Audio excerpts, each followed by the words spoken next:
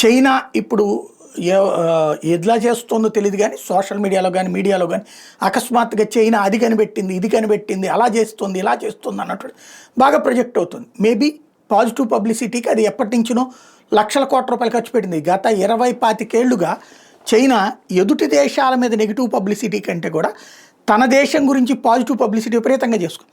వాస్తవంగా China material ఎంత చులకనో మనకు తెలుసు. అంటే తక్కువ కాస్టు బట్ ఉన్నట్టుండి పని చేస్తే ఉన్నట్టుండి పని చేయి అట్లాంటి బోలెడు.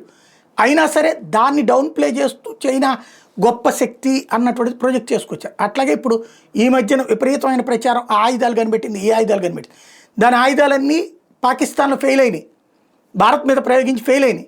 కానీ చైనా గొప్పవి కనిపెడుతుంది అన్నటువంటిది ఇప్పుడు తాజాగా చైనా కొత్తగా మొబైల్ ఎనర్జీ బేస్డ్ CUAS సిస్టమ్ని తయారు చేసిందట. ఇది డ్రోన్లని సింగిల్ బుల్లెట్ సంబంధం లేకుండా సింగిల్ బుల్లెట్తో లేపేస్తుందట. అది సరికొత్తదైనటువంటి టెక్నాలజీ అట.